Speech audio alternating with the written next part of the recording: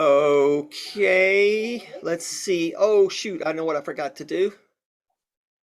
Hang on a second. Hang on a second. We're going to let them wait for a second. Okay, I need to do that first. Now we go back and do this. We're still recording, aren't we? Say Yes, we are recording. Okay. We got 185 people in the waiting room. Robbie, let them in.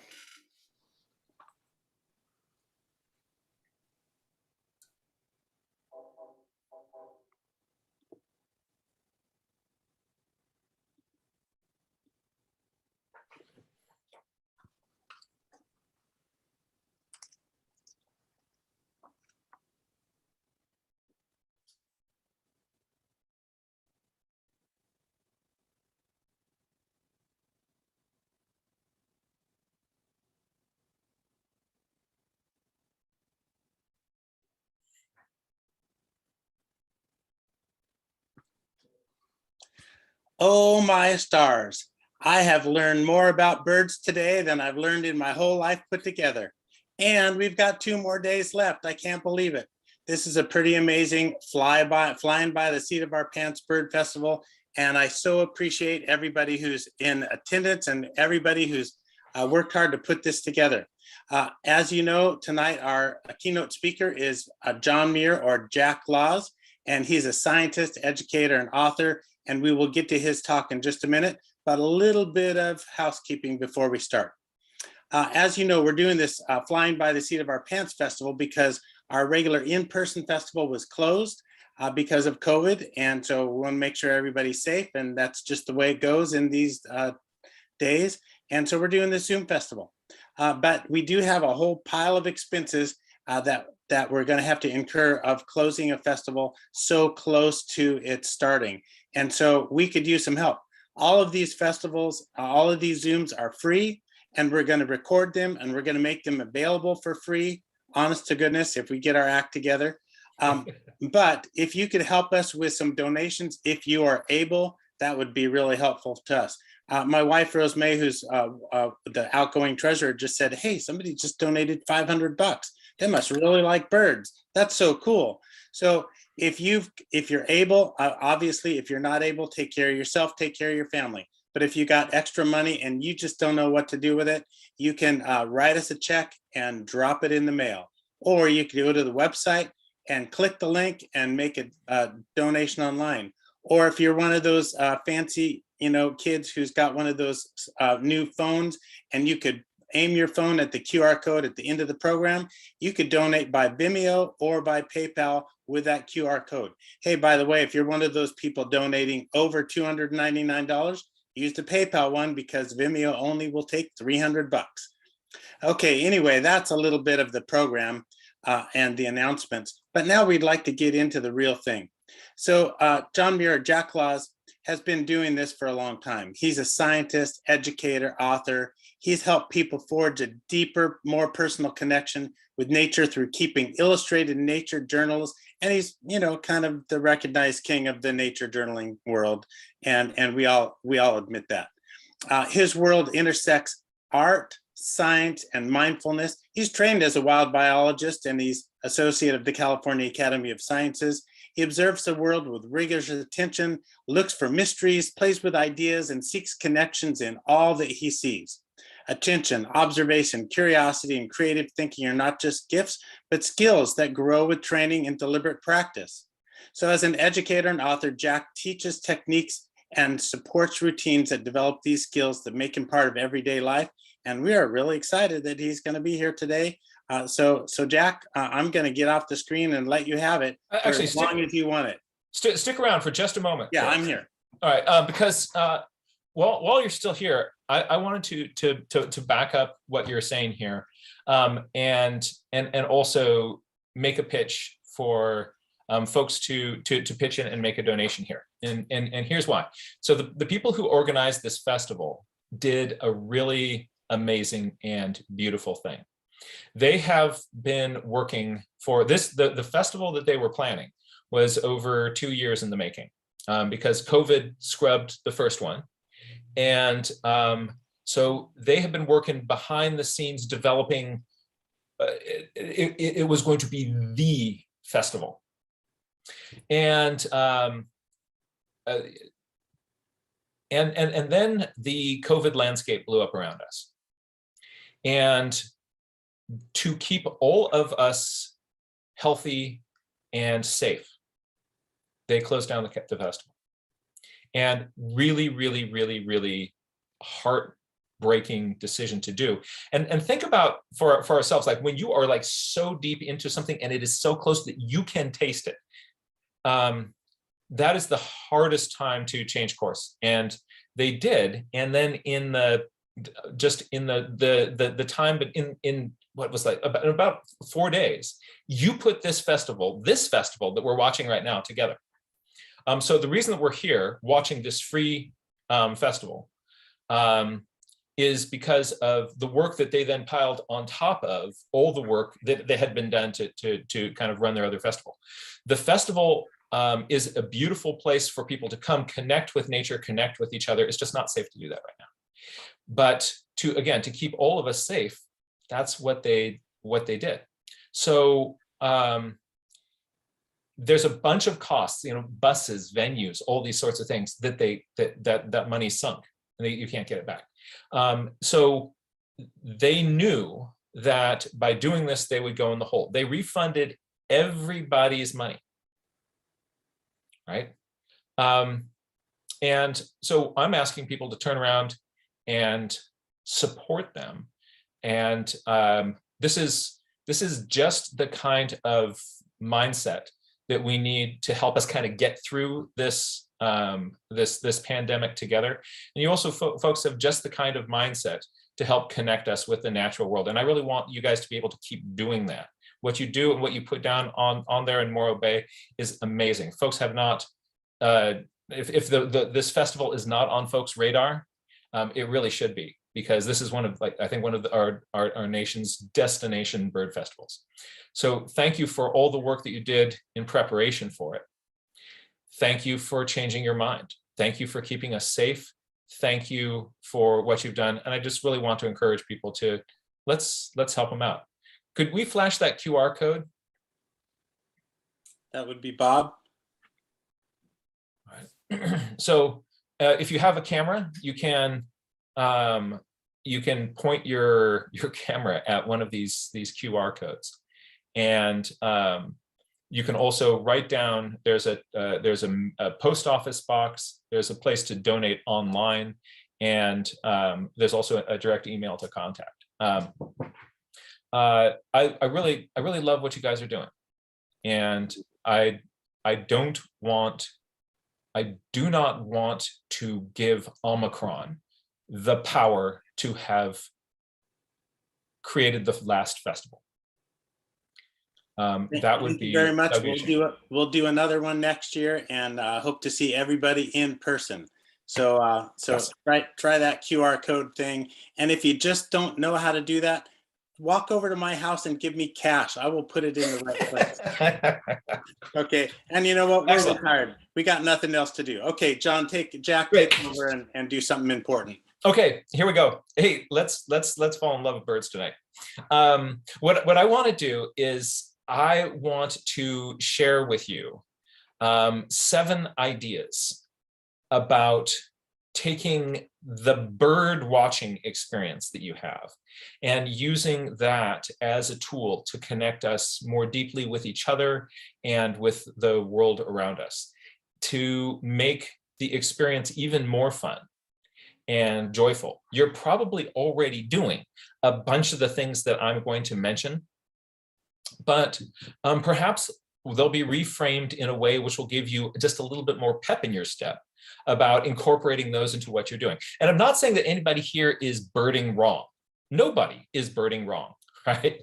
But these are some ideas and suggestions that I think that you're going to find make it make this whole process so much more fun.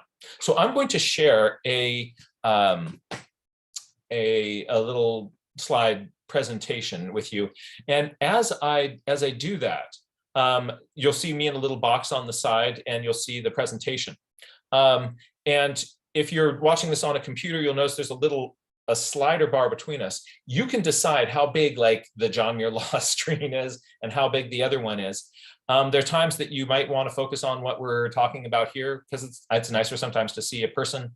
Sometimes you might want to make that screen larger, but if you are watching this on a computer, that's sort of one of the nice things that Zoom does, in case you haven't spent a bunch of the last several years watching Zoom, that I think that you'll find is useful.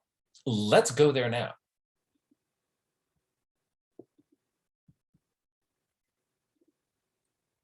And staff in the back, you'll be glad to know I'm remembering to punch the optimize buttons.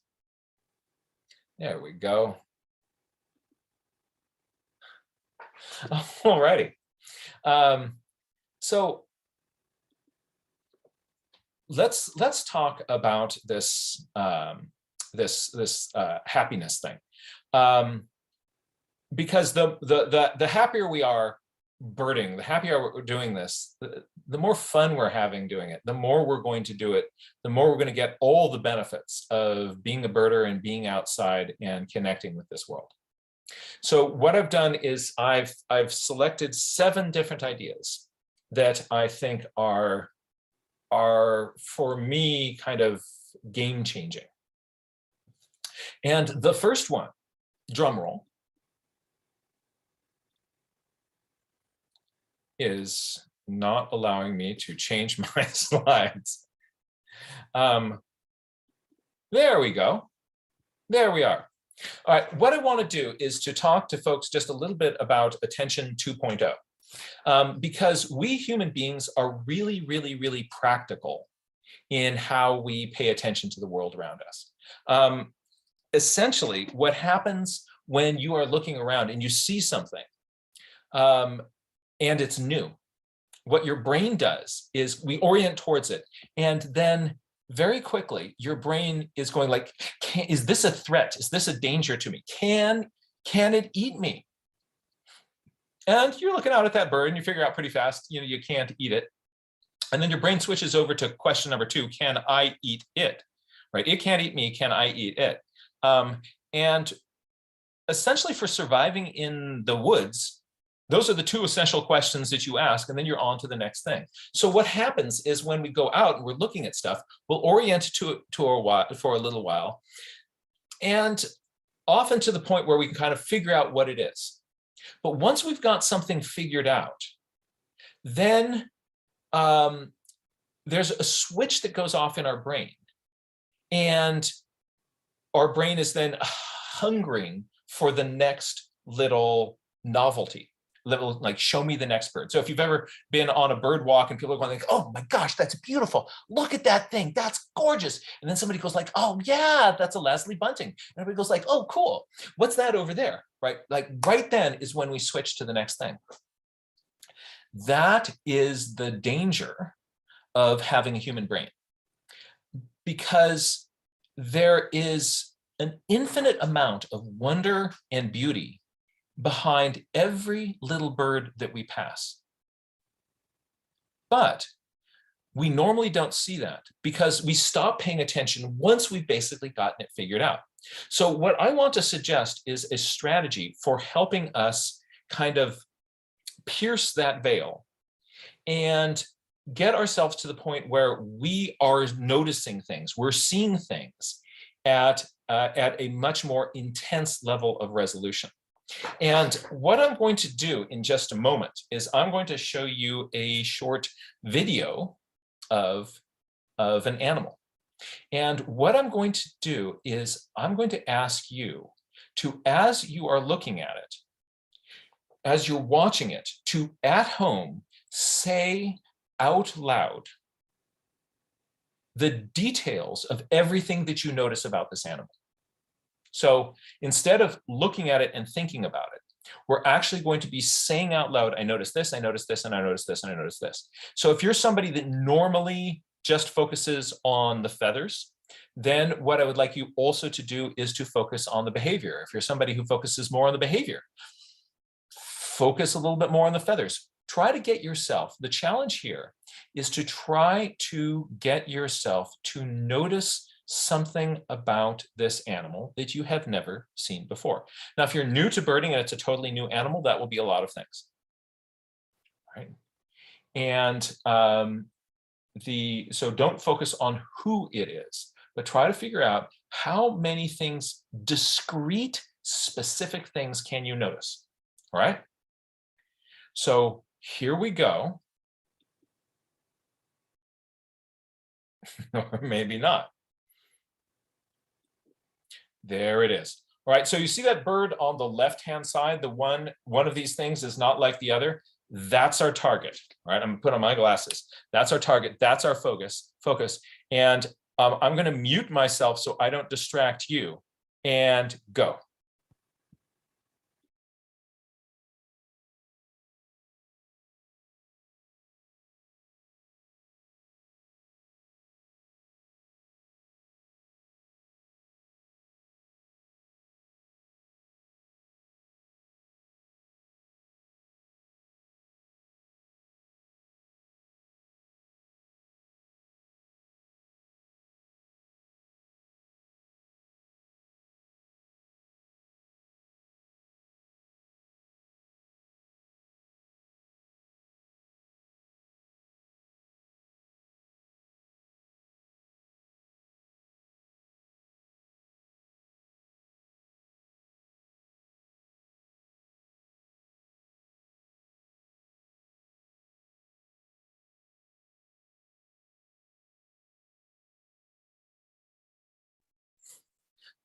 So there it goes. The challenge is that when you're looking at something like this, this feeling will come into you of, okay, I'm done. I've got it. And what you want to do is notice that that is the point where we usually stop paying attention. And when that happens, instead of kind of giving into it and sitting back, say to yourself, I've basically got this. That's the invitation to lean in more. So once you get that feeling of like, oh, I basically got it, there's nothing really that much more kind of new for me to see here. That's the point where we have walked up to the point where we usually stop paying attention. And what I'm going to ask you to do, again, is to pierce the veil onto the other side, into the undiscovered country on the other side of that observation. And that's where the infinite wonder and beauty of the world is hiding. Now, if this bird was new to you, it's a little bit easier. But that was just the warm-up, because now I'm going to ask you to look at the same video so you know that there's not going to be anything kind of new novel popping up in it. We're going to look at the same video, but this time I'm going to ask you to look at all the little ones in the foreground, and we're going to do exactly the same thing. Now, the reason that we're verbalizing these things instead of thinking them in our head is because the work that it takes to say something about the critter is enough to take whatever observation that is and log it into your short-term memory, so you can do something with it. My challenge is we're looking at a bird here that everybody on this call, well, most of us, have seen before and many times. My challenge is, can you discover something new about these? In their behavior, in their appearance, in anything that you never really noticed before or never really stood out for you as a crystal kind of clear observation. And at the end of watching this, again, it's just about 1 minute long, we're going to type what that new discovery is into the chat. Right? So don't type while things are going on, because what you want to do is you want to look for that feeling where your brain says, it's okay to stop paying attention right now. So again, this will feel weird because you know this bird and your brain is going like, give me a rare vagrant, right? But no, this is that bird that you've seen a million times. And if we can go deeper on this bird, you can do it on any bird. Are you ready?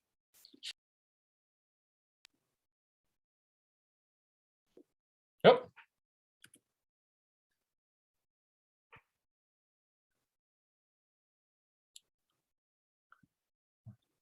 Ah,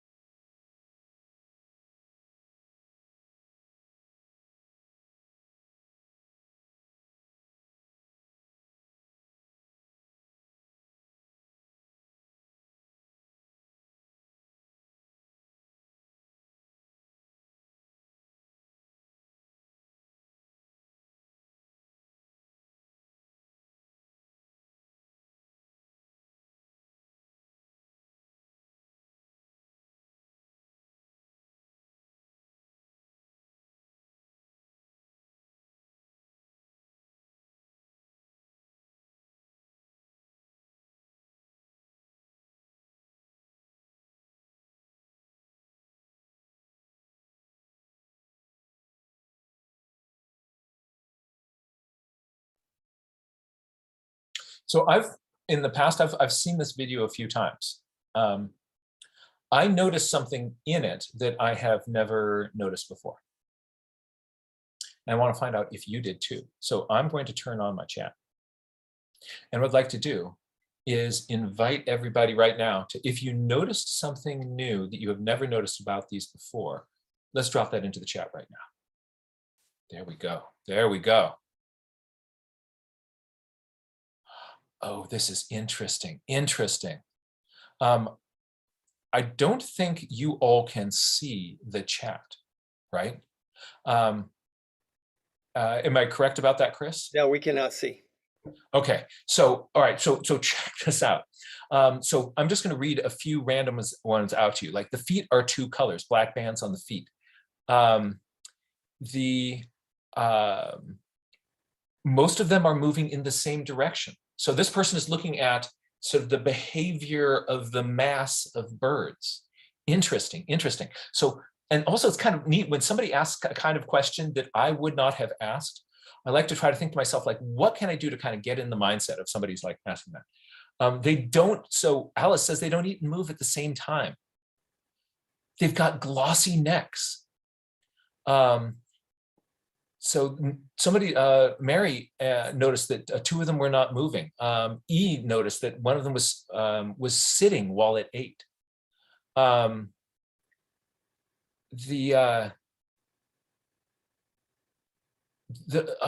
Rick noticed sort of how they're moving, looked at, probably was able to see it from an angle where one put its foot down and then put its next foot in front of the other instead of side by side, right? So you see what's going on here? These people are, we have now more than 50 different novel observations on American coots. And see, that's what you want to do is you want to get out there, and you may have seen American coots before, but you have never seen this American coot on this day. And it's got, and whenever you look at a coot, know that there is something new to be discovered here. It's not where you look, it's how you look. And you can do this with the robins in your backyard, the juncos that are there, the house sparrows, the rock doves, whatever critter it is. There are levels of nuance in front of us all the time that we've never noticed. And that is absolutely game-changing, because when we start to pay more attention to it, what happens is we appreciate it more, we connect with it more. I find when I deeply study something that my affection for that critter goes way up, right? Note in yourself if you maybe kind of have a little bit more of an appreciation for coots, just for watching this video for 1 minute, right? What we pay attention to, that determines what we connect with. Attention, the act of attention, is the act of love. I believe that love itself is sustained, compassionate attention. Think about yourself and your partner, and how, or a child, or a place that is special to you, or an animal that you really have paid attention to. That horse becomes different than every other horse. It's through your act of attention. And so too with coots. You can make yourself fall more deeply in love with the world. So every time you observe in this way, you are opening your heart to a totally different level. And this is available and accessible to you everywhere in every observation, every day. The next time you go out, if it's coots again, instead of coots again, it's like, ooh, coots again. Teach me something new, and your heart will open even bigger. And the next step beyond that, the second thing you can do, besides just this intensive, intentional next level observation, instead of look, identify, go on, go deeper and deeper and deeper, and then see, is there something below that? And you know what? There will be. So the next thing that we're going to do is to get our brain to engage with this world even more. I know there's a spoiler already on this because I pushed the button too early, and you saw that, yes, thing number 2, the second habit, there it is. There it is. It's curiosity. And curiosity is not just something that happens to you or sort of a trait. Curiosity is something that you can go and do. And when you get curious about something, what happens is in your brain releases dopamine. So dopamine is curiosity is a dopamine mediated response. So you get a little bit of happy for that feeling of kind of leaning in on something. That is the feeling of a little bit of dopamine sloshing around in your brain up there. And it allows you to stick with whatever is going on just a little bit longer. And your memory also goes way up when you're in a curious state. So not just about the specific thing that, let's say you got curious about the brant, that brant's cascade of dopamine is going to carry over into the coots and everything that you're looking at. If you get curious about the coots, that curiosity is going to carry over into when you notice that you can see copepods in the water nearby. So it starts to kind of snowball on itself, this whole curiosity game. But curiosity is something you don't have to wait for, like the question to come and shake you by the lapels and say, like, look, I've got a really interesting question. What you can do is you can look at something, you see something happening. In every observation that you make, there is a question waiting right behind that. It can be, why is it like that? How does it do that? When is it? Where does it, think of those, like the who, what, where, when, how, why, those questions we asked when we were having to do like little reports on news clippings when we were in elementary school. Those questions apply to every bird that you look at. So I'm going to show you another clip.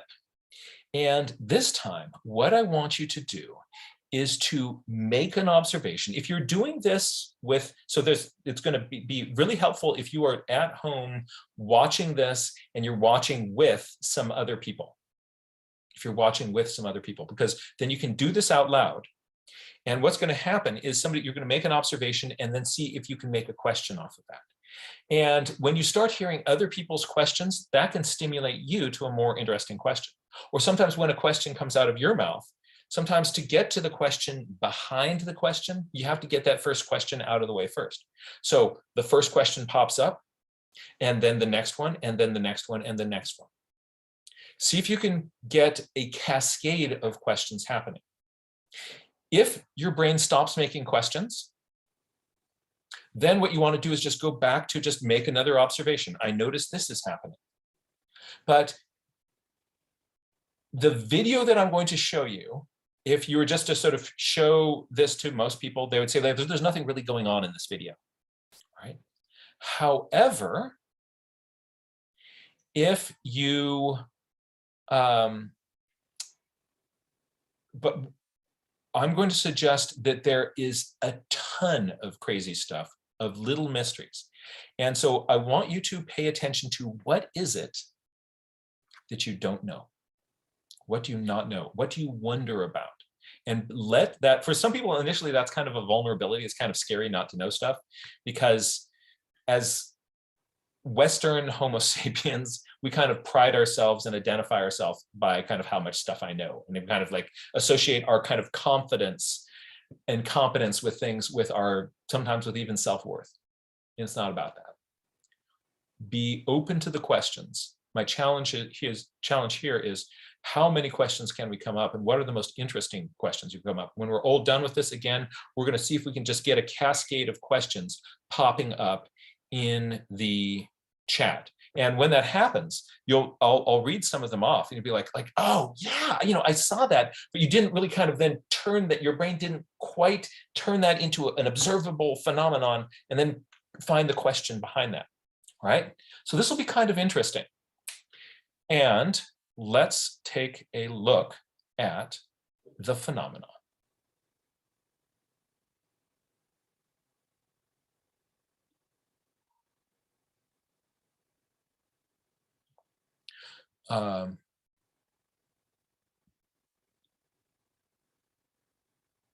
Are you ready? Much better.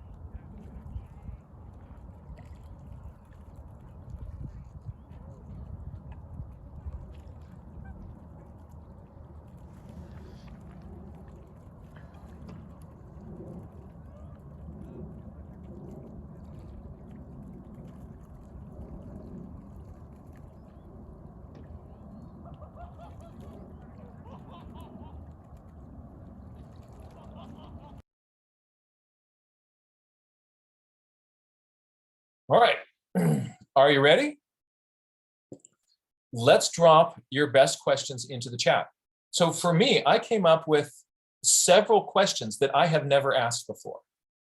And I have looked at this video before in preparation to do this talk, and in making some educational videos for children. I've carefully looked at this before. And I came up with several questions that I'd never asked before. And I'll tell you what those are in a minute, but let's just drop some of these nuggets into the chat. People are wondering, I'm sorry,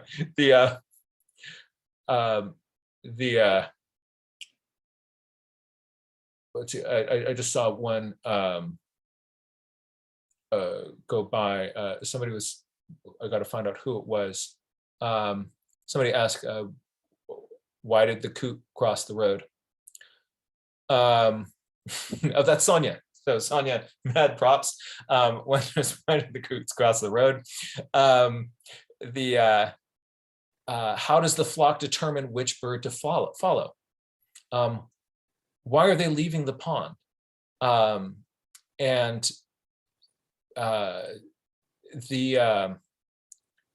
why are they all drawn to one point of exit?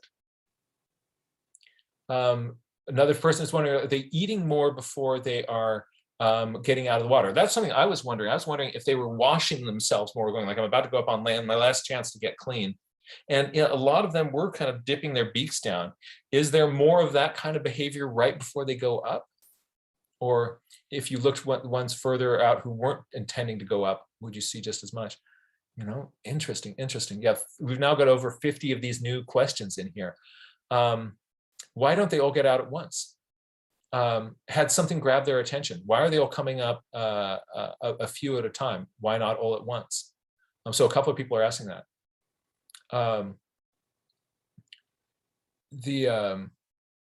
This is really, really cool. So there's just a cascade of questions here.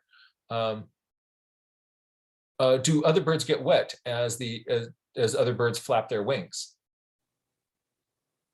Yeah, I was, also, wondering about like what food would they be eating out in the water, and we've seen them before eating out on the land. So two different food types. Which place gives them the best um, food quality, or maybe there's things that they need in both places. So I was sort of wondering about sort of to be a coot, like where are you getting your best um, foods? I'm going to go for one more. Um, Kim's 6-year-old son wondered if there was some kind of predator. So perhaps they're all kind of coming out now. Maybe they're getting, so it's not so much about what's over there, but what was over there. Maybe they're getting away from something. Interesting, interesting, interesting, interesting. So you see, if you get yourself asking questions about things, you're going to find many mysteries everywhere you go. You're going to find many mysteries everywhere. And that makes birding so much more fun. The more curious you are, the more interesting the world becomes, according to my dear friend Fiona, who's a sort of journaler, birder, and deep questioner. And I think it's absolutely true. You can make the world more interesting by deliberately asking questions.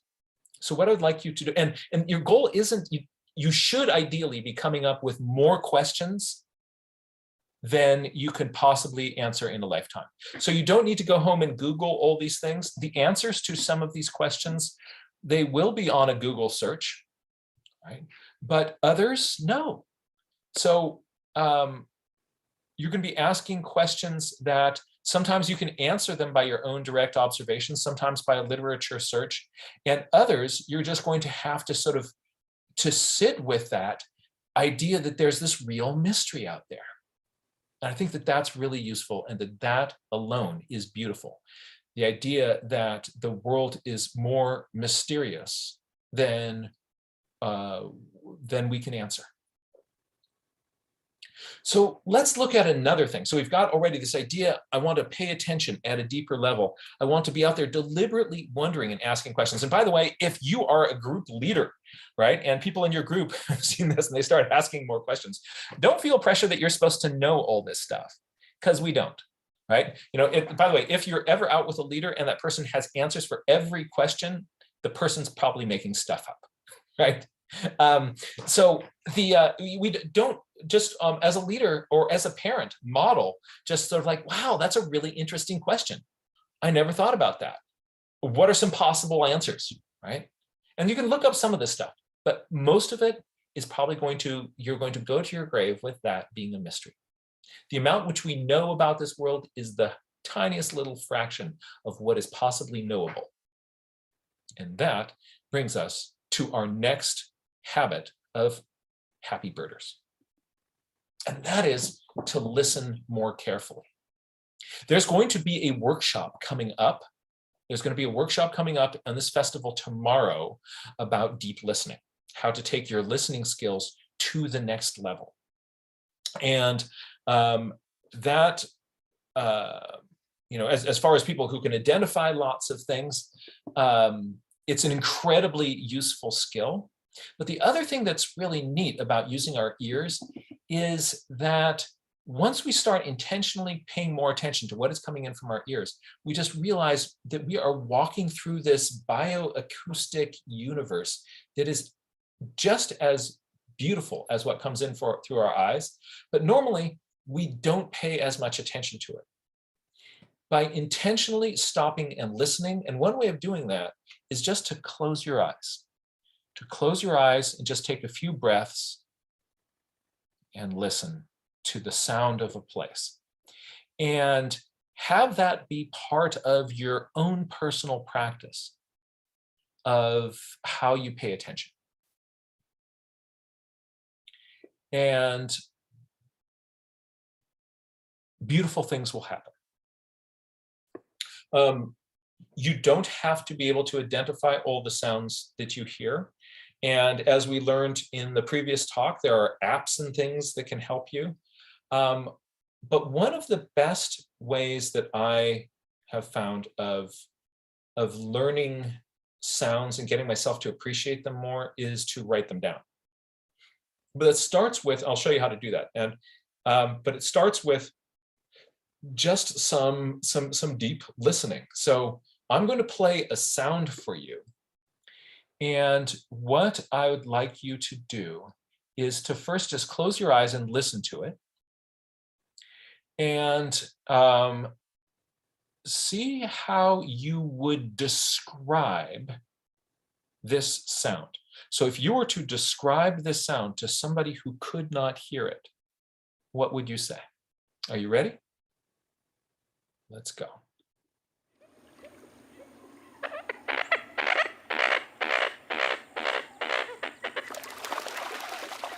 Let's hear that again.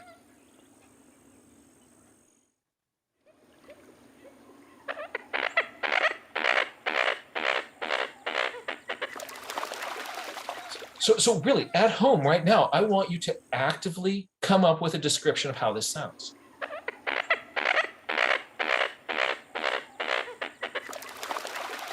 It's weird, isn't it? There's a sound, and we're going to turn that into words. So you could do something onomatopoetic, right? And say it's saying this. How else would you describe that sound? I'm going to invite people to drop their description of the sound into the chat. All right?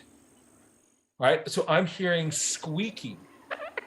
Oh, somebody blowing a raspberry through a kazoo. I love this community. Blowing a raspberry through a kazoo. Yeah, absolutely.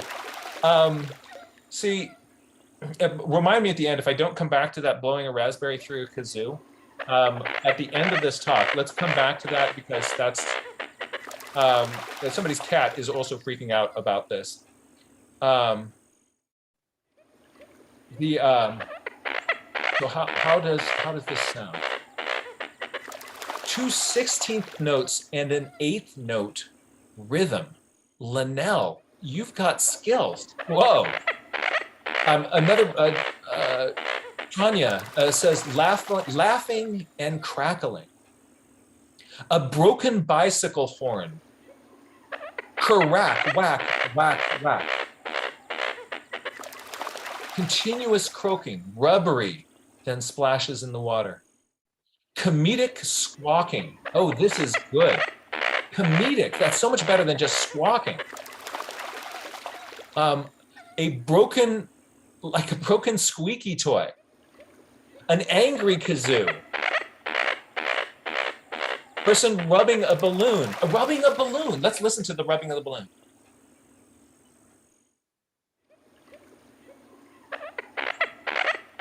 I can hear that. I can hear that.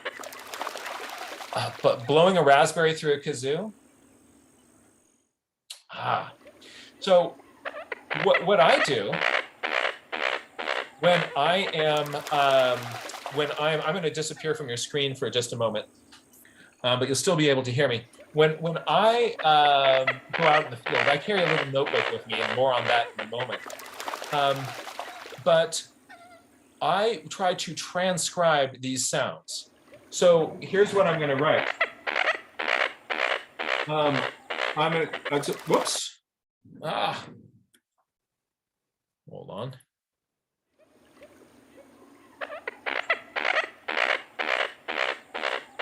And I want to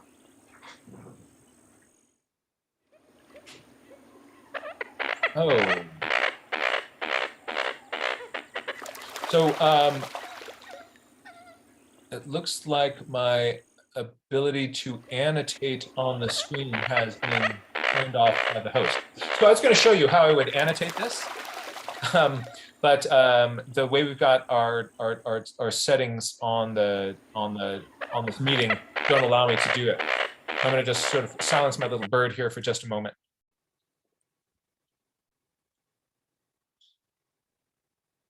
Hold on a second.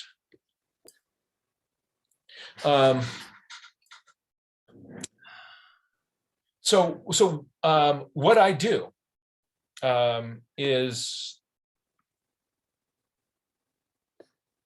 hold on. I will write down in my journal a little description of it. So a lot of these sort of things that you're doing here, these words that you have used to describe it. The funny ones are the ones you're going to remember the best, right? Somebody noticed that's in triplets. So what I will also often do is make little kind of notes like boop, boop, boop, boop, boop, boop, boop, boop, boop. So I'll make little marks, and then somebody, the crack, all right, or cock, cock, cock, cock, cock, cock, cock, cock, cock, cock, cock, cock, all right, you can put words to it. The description of a bird song that you write for you will be the most vivid, right? Kim hears scratching paint on a wall, right? So that works really, really well for some people, but not for other people. So if Kim writes that down in their journal, then that is going to allow them to then the next time you hear that sound, you go like, oh, I know that sound. I know that sound, right? If, however, you just read somebody else's description of it, it's not going to be the same. So here are other people's descriptions of these sounds. All right, so this comes from Hoffman. So a single croak like the Sibyl crook, varying in pitch. Another note, a harsh kirk, like an ungreased wooden axle. We didn't get that, an ungreased wooden axle, right? So for some people, it's a squeaky balloon. For Hoffman, it's an ungreased wooden axle. But you know what? That metaphor, that description worked really well for Hoffman, but it doesn't for me, right? I like blowing the raspberry through the kazoo.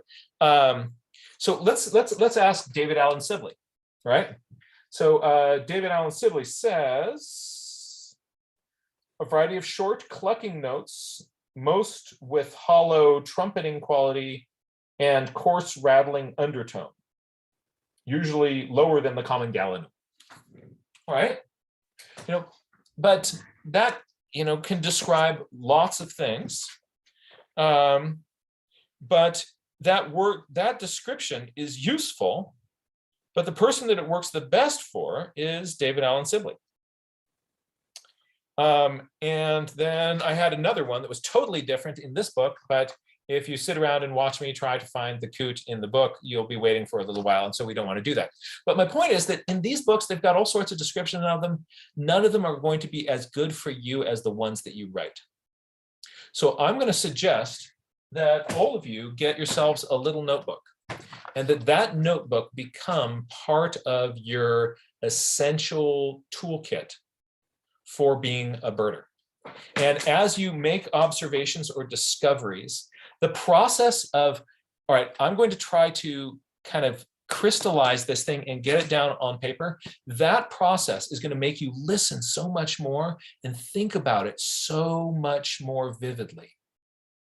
It's an absolute game changer. And so the next surprise with a lecture from John Muir Laws, yeah, you knew I was going to suggest somewhere in here that you keep a journal. And yes, I'm now doing that. I suggest that you keep a journal. And there's a bunch of people out there who are saying, but I'm not really an artist, so that's not going to really be my tool. So it doesn't have to be an art thing. If you're a writer, your journal can be 99% writing. If you're more of a visual person, it can be 99% drawing pictures or maps or little diagrams. But but I suggest that people do is that just document whatever is meaningful to you in the way that's most accessible, but also to push yourself outside of your comfort zone a little bit and to start to, let's say you're a person who works primarily with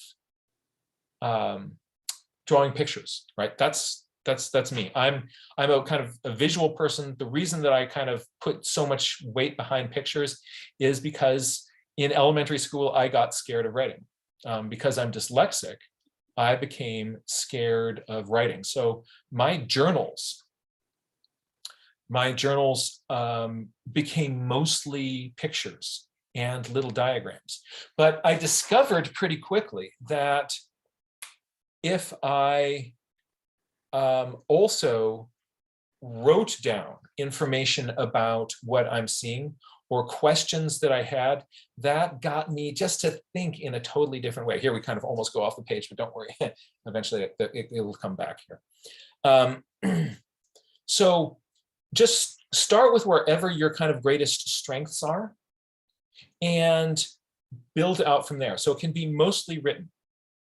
For me, the pictures and diagrams carry a lot of the weight, but the process of keeping a journal will get you looking again and again at the object in front of you.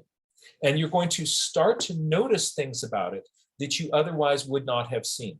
So this is a really great way to magnify your ability to notice things. Because let's say you're making a little sketch of the brant here. As I do that, I might notice little white bars on its side. But if I have to make a diagram of it or a drawing of it, all of a sudden I'm looking at, like, so it's got a gray body, but how gray? What gray? I'm looking at coots, and the fact that I'm now going to go paint its back, I look back at the back and go like, oh, there's a little blush of brown out there. Okay, that's interesting. And I can put that into my journals. So the fact that you're making a few drawings often helps you kind of look again at things that you otherwise would not have looked at. And again, the purpose of doing this is not to make pretty pictures. The purpose of this is to get ourselves to, and by the way, I don't draw this fast. The purpose of this is to get yourself to slow down and to notice and observe. It's also a great place to record your questions. And anything that you notice, right? Just put those down, put your questions down, put your observations down, anything that seems significant to you. That process will magnify your powers of attention and reinforce your memory. Our human memories are not very good things. So human memories change on a regular basis. Things that we think we remember vividly, we are constantly rewriting those files. But if you're going to be trying to make decisions based on evidence and really kind of understand, what do I know about these things? Having a data set that isn't constantly changing in your mind is great. And that's one reason why keeping notes like this are very useful. That can also include lists of what you've seen and how many of what you've seen. So many of us do that already. You've got a note. A lot of people will have a notepad with them, and they'll write down the species that they saw and how many they saw. Right? I'm just suggesting that that whole observation process that we started, the whole questioning process, all of that can also go down on that journal, and you'll notice so much more. What else can we do? Well, I'm glad you asked. Oh, here's my whole page. It was really fun. It was great when I was out there. I'm looking back at my page, and I made this little note about this little child who was chasing these coots around, and how they're just sort of schooling in front of her. They weren't flying. But if I hadn't written that down, my brain would have totally forgotten that detail. But now looking back at this, like, that is actually really interesting. Why didn't they just fly away from her? Instead, they kept running in front of her and kind of, doing this fish schooling thing. Interesting. I don't know the answer. But that's it's a great example of, if I hadn't written it down, that would have been, my brain would have gone select all, delete, and that would have been gone.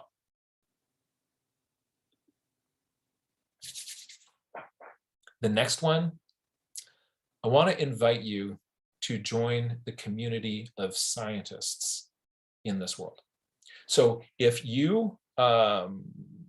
science wasn't your thing in school, but birding is, I want you to reinvent in your head what science is all about, and to become a part of this larger scientific endeavor that is happening all over the world.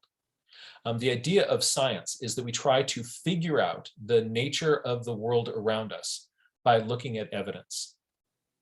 And in that, you can be an incredible part. All of these are examples of citizen science projects, right? So at Cornell, they've got this crazy project where if you find a nest, you can report on it. They give you information about how not to disturb the birds that you're looking at, and you can give sort of nest data back to them. There are hawk watch sites where citizen scientists, volunteers, people will go through a training, and then we can keep track of the hawk numbers migrating throughout the world. In some cities, there are citizen science projects where people are monitoring window strikes. And when do the window strikes happen? In major cities, you can get involved with those things. So if you're in the middle of New York City, these people get up early in the morning and walk around under all the buildings, and it gives us a story of what is happening with the window strikes. If you see a bird with a band, or you find a dead bird with a band, you can report that to USGS. The United States Geographic, now why can't I say Geological Survey, US Geological Survey, and they keep track of all this banding data. So whether that is color bands on a bird or numbers on the leg of a bird, if you can get that information back to them, that helps them kind of sort of put more dots in on the map, understanding bird movements. The bird counts are part of a scientific endeavor and part of data points that help us understand what's going on with bird populations. If you are watching this at home and you're somebody who it's difficult for you to get out right now, perhaps either because of a pandemic raging around you, or there are mobility issues, there's a ton that you can do right from home. So in Zooniverse, this is kind of a cool thing. In Zooniverse, scientists anywhere in the world who have a citizen science project where they need your help, they will get on there and say, like, I've got these cameras, and they are we've got cameras on these nests of these birds, and we need to log these different types of behaviors. And so citizen science volunteers you'll sit at home, you'll watch these cams, and same with the American Kestrel Partnership. They're trying to figure out what information can we learn from all these nest cams on kestrels. And kestrels is a bird that's in decline. When I was a little kid, there were kestrels everywhere, right? Now, not so much. What's going on? Well, the American Kestrel Partnership, what they do is they've got nest cams on these kestrels, and citizen scientists, just like you, can kind of get in there, and you get to watch the kestrels. You can sketch them while you're waiting. And then there are certain behaviors that we report. And projects like that are going on all over the country, but they are dependent on your recording, on your observations. The Journey North is another interesting one. They monitor sort of first sightings and first behaviors and first blooms of all sorts of different animals and plants. And that helps us look at, as climate is changing around us, how are the timing of animal events kind of corresponding with that. So what I encourage you to do is to try this, to kind of get your geek on about and play with one of these projects. And I think that what you will find is that not only is it interesting, but you're going to be aware in your head that the work that I'm doing, this is actually really helping us understand the world. You're doing this project for a purpose, and you get to kind of hang out and watch all these little baby birds. But you're also going to be directly contributing to our scientific understanding of the world around us. And then there is the big daddy of all citizen science projects. You know what's coming next? Oh yeah, it's eBird, right? So I am an analog person. I like having a journal in my hand. I like putting stuff down on a piece of paper, but I'm here to say today, I love me some eBird. This is incredibly useful, brilliant project. So what it does for you is this thing will, it'll keep track of your, like, I've seen this and this and this and this and this. You go out on a hike and that list that you put down in your journal, you then transfer that over into your eBird account. And so what they're getting is that information from people all over the world. And it creates this real-time data set of what these birds are doing. And then when we look at that information from across all these people, it paints these real-time pictures that have direct conservation implications. So the stuff that I love doing, it's so much fun to kind of get on there and see their abundance maps. So go into your eBird online, and this right here, this is the American coot migration, June, July, August, September, October, cold, ooh, November, December. What are you going to do in January? In February, you're down there. Oh, let's start going up north. April, May. Ooh, look at that. So look at the patterns that are made. And you realize that there are regions for American coot that are seasonally absolutely critical. Like, what is going on with coots on the Texas coast and the Florida panhandle? And what's that big spot up there? What is that big spot up there? There's that big kind of zone across the Canadian border where they're all going up there, right? Why are they all heading up there? What's up with that spot? So, and then I'm from California, so I look over at California and I kind of like, wow, there's coots throughout our Central Valley. And then in breeding season, oh, they're all heading down to the southern end of the Sacramento Valley. That's interesting. I didn't know that they did that. So, but this is all coming from, this isn't just, some arm waving. This is coming from the real data points that are collected by birders just like you and me. So when we do this, they keep track of your life list for you. And this data helps us realize that oh my gosh, that zone up there, okay, what is that? Oh, that's the prairie pothole region. That's the prairie pothole region. Now, I'm embarrassed to say that throughout my entire life, I'm now older, right? I have been hearing about the prairie pothole region, and I assumed that was somewhere right in the middle of the United States. I never really knew exactly where it was. And then I was looking at this map, and I thought, like, wow, what's going on with the coots? Why are they going specifically there? There's got to be something there. And then I just sort of started looking at habitat maps, like, oh, that's where the prairie pothole region is, right? So this can also, pull you out on all sorts of other adventures and discoveries. And it's beautiful, it's elegant, it's useful, it's real time.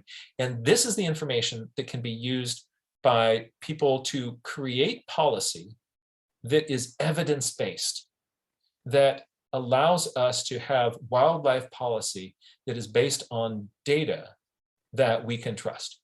And that is huge, because that's what we need. If we are going to take that bird decline curve and turn it up, first flatten the curve and then come up the other way, we need this sort of information.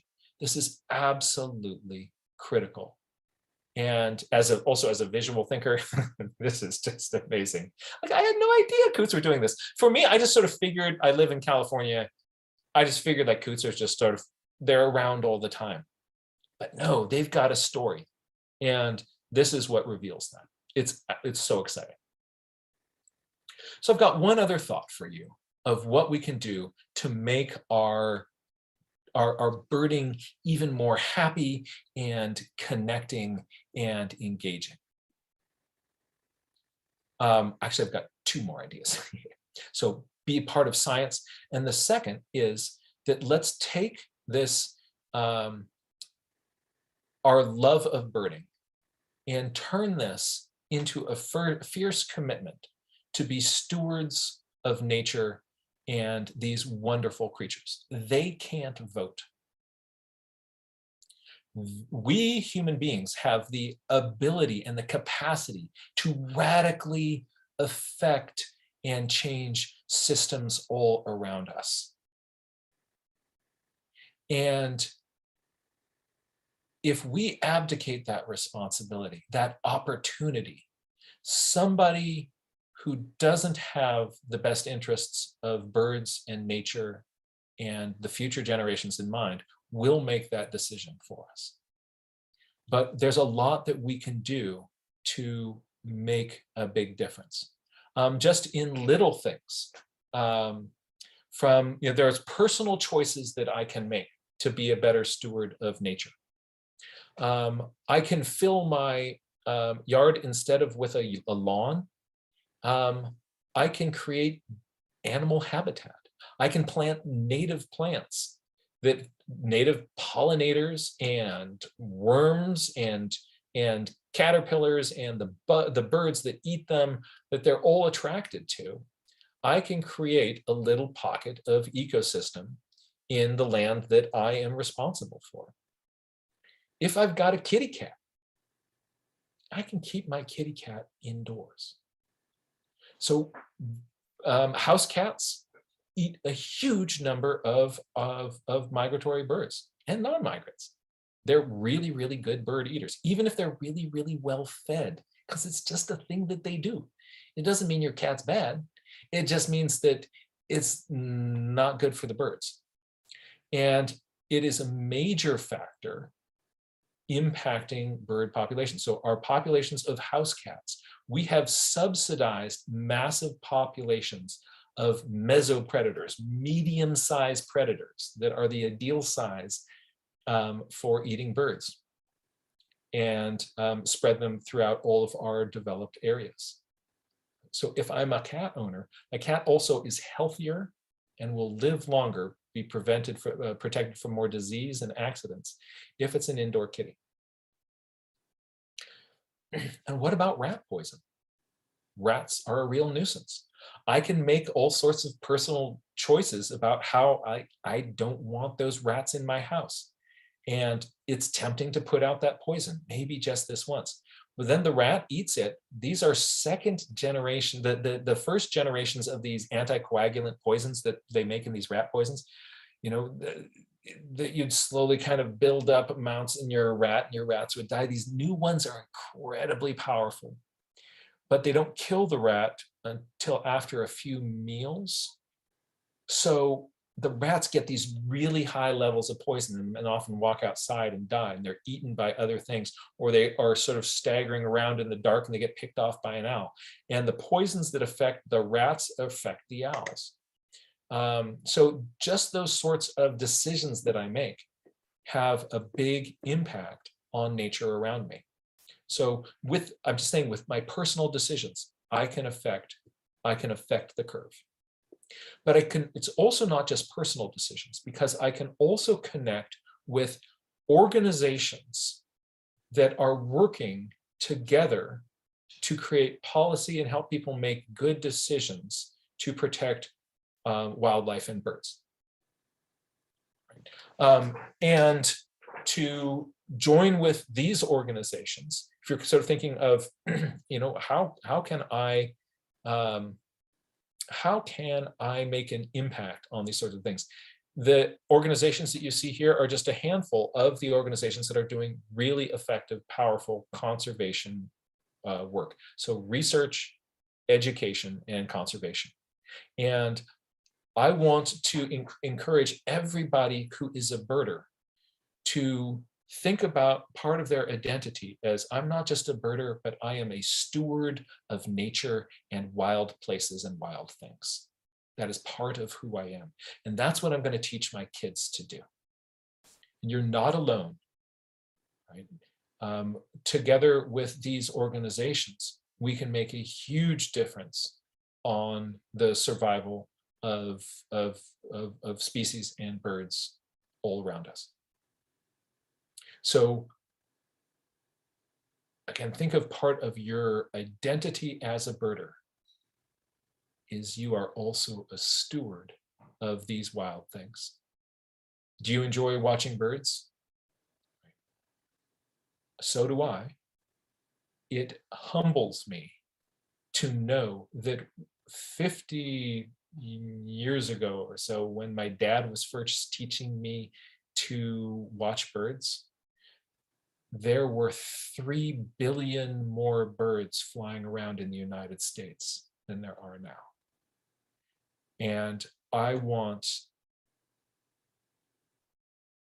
for the sake of my daughters and for this planet, to turn that around the other way, right? You're not alone. Together, we can make a really big impact. And to help us remember that we're not alone, that leads us to the final habit of happy birders. And that is to find and make community wherever you are. To come together to celebrate, to come together to protect, to come together to steward, to come together to learn, to come together to go birding. So birding festivals, like the Morro Bay Winter Bird Festival, by the way, next year, what are you doing? I mean, just such joyful, beautiful, beautiful events to celebrate biodiversity together. And they're wonderful places to learn, but also to kind of come together as a community. The more that the connections between us are strong, then we have the ability to make real change. Your local chapter of your Audubon Society, in your area, there's a chapter of the Audubon Society. And join with these organizations. They are doing research, they're doing education, they're doing conservation projects, and you can get directly involved in your own region with those organizations. And that is a formula for real change, systemic change, and change in our own personal lives for the better. So there they are. Those are my 7 ideas for you this evening of strategies that kind of take our birding to the next level. And there'll be some things in here that you're already doing. But I want to encourage you to think about, perhaps there are other parts of this that if you open your heart and your mind and your world to, that those will open up doors. You'll be a happier person. And together we make a huge difference for nature. I'm really honored to be here with the Birding Festival, first as their keynote, and then as we change to this environment here by the seat of our pants. Again, I want to send out my greatest appreciation and respect to the Bird Festival team who were able to make this pivot for our safety and for the birds. Thank you all for being here tonight. And I think we've got just a little bit of time for questions. Yes, yes, we do. Why don't you take it away and let's ask some questions. All right. So if you have any questions, what you can do is you can write those into the chat. Actually, let's try this. Hey, there's only 265 of us here, right? So if you've got a question that is burning, please turn on your camera so that we know that you are actually a real person, and use the raise hand function. See that little thing on the bottom? Use that raise hand function to let us know that you've got a question, and we will bring you in on part of the conversation, and you can be live here and ask a question, and we can have a chat. If you don't feel comfortable doing that, if you're feeling more shy, we can also just take your question and type it into the chat, and we will take those. Chris is going to be monitoring the chat and will feed that back to me. I will be looking at the gallery view here to see if there's anybody that uses the raise hand function to drop a question over here to us. Let me just jump in and start. Somebody said, hey, what about all the t-shirts and the 25th anniversary pins and all that stuff? You know what? They're in a box someplace, and that's the lowest priority in our life right this second. So yeah, we'll figure out something about pins and t-shirts right now. We'll probably get some little subcommittee if you want a t-shirt or a pin, but right now we'll deal with it later, okay? And you like that new logo? So I drew that peregrine falcon, an immature peregrine falcon, because I like the patterns on those. So Morrow Rock is this nursery. It's this magnificent nursery. Can you imagine having that be your nursery? And so it's an immature peregrine falcon, and that was done as a donation for the festival. Speaking of donations for the festival, I want to encourage anybody that is able to make a donation to the festival, because it's for the birds, and we need it, and so do they. I love the logo. The only thing that could be better is if there's a birder flying by the seat of his pants out of the talons of that peregrine falcon. So somebody said, hey, can you wrap up those 7 tips in a sentence or a piece? Let me just read them off real quick. It was attention, pay attention, curiosity, be curious, listen. There's something about listening in there. Keeping a journal, of course, Jack Claus has to say something about journaling. There's a journal thing in there. And then there's something about science, like be a part of science somehow. Connect with citizen science projects near you. Yeah, something about stewardship. There was something going on with stewardship. And then there was, the final thing was something about community. So those are the 7 words. And if somebody's really smart and was taking notes, type it into the chat and type a sentence of everything and put it away, put it down in the chat and share it with everybody, and we will all have the whole list. So if you're the note taker, you've got a job right now, okay? Yeah. Oh, hey, remember the kazoo and the raspberry? All right, so I just wanted to kind of come back to that, circling around kind of about community. See, one of the things that happens when you kind of go geeking out in nature with other birders in a community is you'll be kind of looking at things through whatever filters you kind of look at things through, and you're standing next to somebody who says, like, that sounds like, blowing a kazoo through a raspberry through a kazoo. And it's just so much more fun to hang out with other people. This is such a creative community, a beautiful community. And, you get to hear other people's ideas and thoughts and inspirations when we kind of come together. So just wanted to circle back to that comment and make you realize that that's the sort of thing that you get to hear when you are kind of birding in a community. Someone has a really critical question, and that is, why do you have a music stand behind you? Oh, all right. So that's really fun. My daughters, they play violin, but the violin isn't something that you can really bring to a campfire.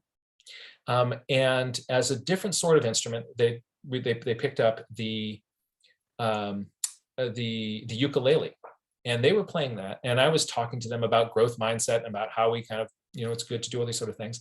And I realized that when I was a little kid, I played the piano and then I stopped, and I have not touched music ever since.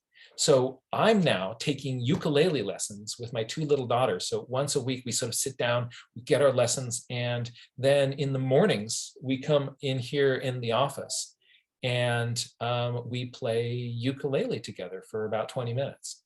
And I'm learning how to uke. And so yeah, there's a little ukulele. If you kind of go further on the floor over there, there's some instruments sitting there. And yeah, you can do it. Uke can do it too.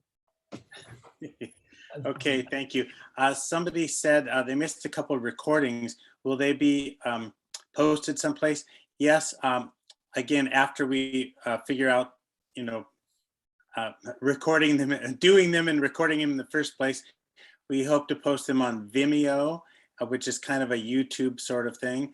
And then we'll post them to the website, but it'll probably take us a couple of weeks to take a breath and download and upload and clean up and all that stuff. So it'll probably be a couple of weeks before you see one. And then somebody else says, do we have ideas about the 2023 festival? Not right this second. We're working on ideas for the 2022. I think I put myself down as a presenter for noon tomorrow. So that's the first thing on my mind is what am I going to present tomorrow at noon?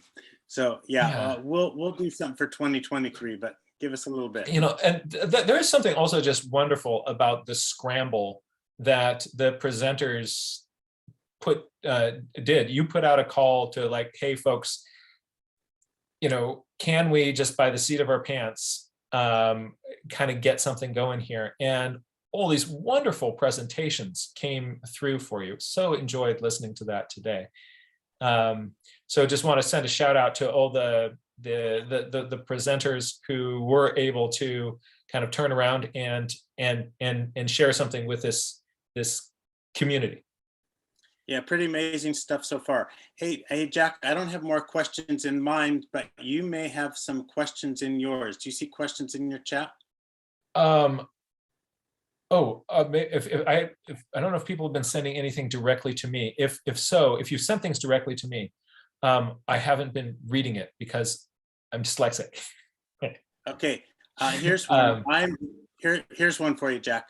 I am intrigued about the growth mindset and ability to conquer anxiety of our times. I wonder about your commitment, his commitment about serotonin production. I don't know what that question means. My comment about dopamine might have been. So yeah, there was a research study called, let's see if I can find the name of it so that you can then do a search for it online. It sounds like somebody who's interested in thinking, curiosity, and neurochemistry. And while Jack's looking that up, I see Tina with her hand up. So if you now want to use the raise hand function, after Jack answers this question, he can directly answer people with raised hands. So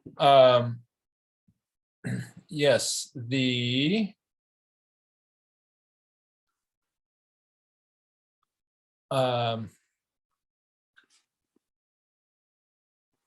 I unmuted. Can you hear me?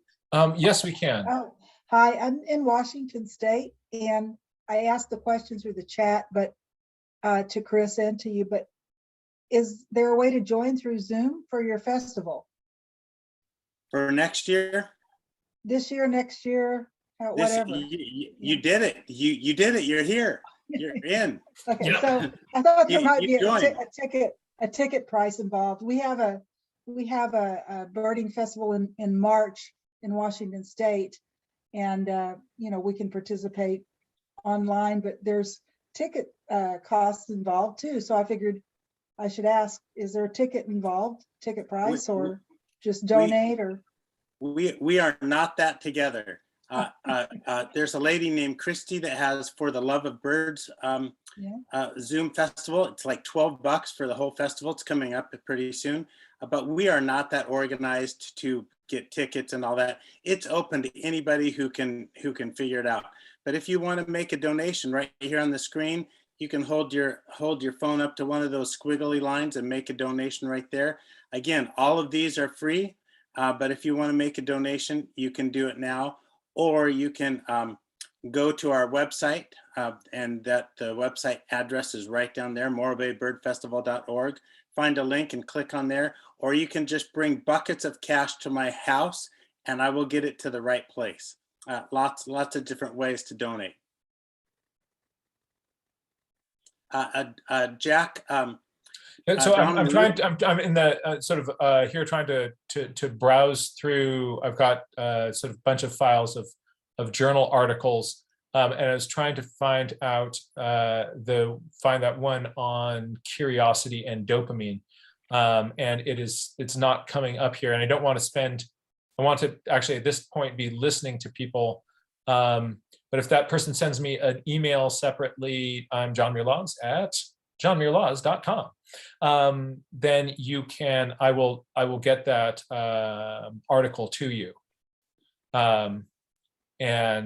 Oh yeah, here it is. So the article, the principal author is Gruber, and it's called States of Curiosity Modulate Hippocampus Dependent Learning via the Dopaminergic Circuit.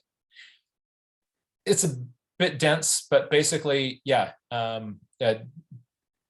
curiosity is a big slosh of dopamine. States of curiosity modulate hippocampus dependent learning via the dopaminergic circuit, DOPAMINERGIC circuit. That sounds like a right before bed read. Just grab that book and you'll be out. Yeah, well, it's sometimes, really cool things have kind of wonky articles, and this is an example of that. But yeah, the sort of the short the short version is that, yeah, you get a dopamine when you're curious. And what's not to like about that? That's right. Okay, if you have a question for Jack Laws, raise your hand and we will see you. Bob, is the raised hand function on? Yes, sir. Okay, so the raised hand function is on. If you want to be on screen with John Muirlaws, this is the time. No pressure. No pressure, no but big it could be deal. fun. I don't bite. Well, since we're kind of since we're here, I just wanted to. Here we go. That's Dawn. Don Mariska. Dawn, thank you so much for joining us. Well, thank you, and thank you, Chris, and all the team that pivoted so elegantly. What a generous community this is, and I'm looking forward to donating to so much, help Dawn. you cover what you've done here. I just wanted to mention that your idea of journaling, I think, is so powerful. Even for people who aren't good with words or with drawing. I'm good with words, but I'm not good at drawing. My wife is an artist, but I'm not. But even the process of drawing a rudimentary image, I've found really makes me look more deeply. So even if I don't get something that I could like go back to later and say, oh, that's why, and this is all the details, I find it really useful to just look with that intention. And I think I went with you to also Flacco once to see that years ago. Oh, yes, that's right. Yeah. So I just say that as a word of encouragement to people who may be put off a little bit. Like, I mean, when we see you sketch, especially in fast motion. In fast motion. Ooh, he's got some moves on him. Could be a barrier to practice. Well, so Don, you're absolutely right. So the purpose of this journaling, this is, it is not, the purpose of this journaling is not to make a journal page that looks pretty. The purpose of this drawing is not to make the drawing. The purpose of the drawing in the journaling page is to get you to look again and to look again and to look again. So if you notice something that you otherwise wouldn't have noticed because you were journaling, if you remember it more vividly because you were journaling, if it slowed you down enough to the point where a question that otherwise might not have come to you comes to you, that journal page is successful. So we have to sort of shift our thinking about the purpose of doing this. And tomorrow I'm going to be doing a class on journaling for birders. I was going to say, speaking of journaling, hey, would you willing to come back tomorrow at 1 o'clock to talk about keeping a birder's journal? And you know, what a great idea! If you would like, how about are you available Sunday from like 3 to 5 on bird drawing basics and stuff like that? That would be so great if you could come back. Yeah, I'd love to. I'd love to. Good. So, yeah. So the purpose of the nature journaling is not to draw pretty pictures of birds. It's to think. So I'll be doing something on nature journaling. Separate from that class, I will be doing a different class, a 2-hour class on how to draw birds. But notice that those 2 classes are separate classes because they're 2 different things. Drawing birds is a tool you can use in your journaling. But nature journaling is not about making a pretty picture of a bird. But I'll show you some tricks in the second class that will help you make fast, accurate drawings of birds. And Jack, I've heard that you may have some free content available on your own website. Is that true? I'm glad you asked. Thank you. Yeah, if you go to my website, which is johnmuirlaws.com, so my name and then .com at the end, I have hundreds of hours of free online video tutorials on how to draw birds, how to draw mammals, reptiles, amphibians, plants, all sorts of strategies for nature journaling. There is a store where you can get some books that I've drawn. I've written the Audubon Guide to Drawing Birds, and this book on the Sierra Nevada, another book on nature journaling. So you can buy those books there, but I've also got a lot of free downloads that people can get. Yep, that one there too, right there. If you're an educator, if you're a teacher, I wrote a book called How to Teach Nature Journaling. And that came out right at the start of the COVID pandemic. And my co-author, Emily Lygren, and I realized that this is something we really need to get into the hands of teachers. And then we made it available to all teachers everywhere as a free download at no cost. And it still is available there at the same price. So you can get your own free copy of the entire book with all the illustrations and strategies to teach your kids. If you're a grandparent and you want to teach your grandkids how to do nature journaling, kaboom.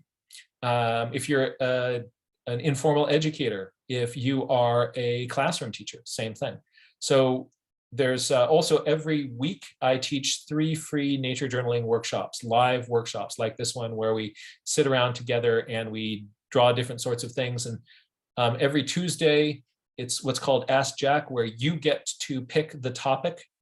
And so people come in and they say, like, I'm having a hard time drawing waterfalls. And we're like, okay, here's stuff on drawing waterfalls. I'm having a hard time drawing bird feet, right? Okay, here's bird feet. So the people who appear choose the topic, and we mess with that. Every Wednesday is a hour-long educators forum and discussion, and every Thursday is a hour-and-a-half workshop on a different aspect of nature journaling. And those ones, I do know what I'm going to do in advance, so that way I can prepare specific materials for it. Sometimes I have handouts. We just finished one on cross-hatching and drawing skulls. Next week is stipple. Hey, Jack, we just had a question come in from Marna saying, any tips on counting birds for eBird? Yes. Actually, I've got a video about that. David Allen Sibley has also put a bunch of awesome resources and tests to kind of help you get better at counting, estimating numbers of birds. So it turns out that we human beings are kind of innumerate. And when we get past about 5, our ability to kind of look at a group and accurately guess how many are in it starts just to go way, way, way, way down. And so if you're with a group of people and you walk up to a group of birds and this person says, wow, it looks like 500 birds. Everybody's just going to anchor on that and go like, yeah, that's what 500 birds looks like. But it's not, right? Because some people are overestimators, other people are underestimators. And unless you're really intentional about it, you don't know if you're an over or an under. Right. So I've got some videos on my website about how to get better at estimating numbers. And I'll show you, I'm going to grab my journal. Coming over here.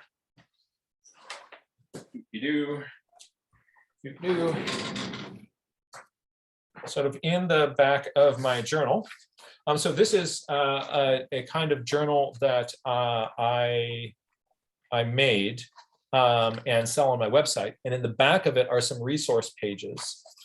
And so there are things like to help you estimate percent cover, places to put in your own biometrics. And these are kind of interesting things. These are these little kind of clusters of dots are, that's what, right there, that's what 100 looks like. That's what 500 looks like. That is what 1,000 looks like. So I've got actually a full hour-long video about estimating numbers and quantifying things like this. But one strategy that's very useful is to group count. So you go 1, 2, 3, 4, 5, 6, 7, 8, 9, 10. That's what 10 looks like. That's 10. And you put your hand out. And as you're looking at the big flock in front of you, you go like 10, 20, 30, 40, 50. That's 50. And then double check. Is that really 50? Yep, that's 50. Then you go 50, 100, 150. That little group over there. So you start kind of holding your hands out and kind of adding on to this thing, kind of counting by that. And that gets you to be a little bit more accurate. The more you practice this, the more you will get yourself to the point where you come up with a number that is similar on a group of birds of the same size. But unless you actually get in there and also count how many individuals are actually there, so some way of truthing your estimations, you will get faster and more precise. So precision means when you look at a group that is that size, you always come up with a number around the same amount. But you could be an overestimator or an underestimator. That's accuracy, and it's different than precision. So the only way to improve your accuracy is to kind of go to, so you walk out to the lake and you look out at the ducks and you say to yourself, all right, without counting anything, just seat of your pants, I feel that there are 150 ducks on this pond. Okay. And then group count them, 5, 10, 15, 20. So that's 20, 40, 60, 80, 100. That's 100, 100, 200, 100, 300, 400. No, you kind of, you'll figure out, whether you are. And then if you have the time, sit there and go 1 duck, 2 duck, 3 duck, 4 duck, 5 duck, 6 duck, 7 duck, or have a friend photograph them. You can do a panoramic photograph and then sit there with a pen and actually hit those. And then you find out your seat of the pants estimation. How does that kind of come in? What about when you group count? And how does that really kind of compare to reality? And the more that you do that, the more you practice that, the better you get at it. So when I'm sort of sitting, we're just walking around the town, I will regularly look for opportunities to practice this. And you don't need birds for it. So if I see a group of birds, I will do this. So first my seat of the pants, then group count, and then try to count up exactly how many there are. If you're sitting at a bus stop and you look across the street and you see there's a group of people at the other bus stop, say to yourself, I think that there are 35 people in that group. Okay. 5, 10, 15, 20, 20, 30, 40, maybe 40, 45, then 1, 2, 3, 4, 5, 6, 7, how many people are actually there? And you can do this on all sorts of things. And the more you do it, the better you'll get at it. What David Sibley has that's pretty cool is he's got this website where he'll put up like a bunch of dots, right? And then you go, here's what number I think it is.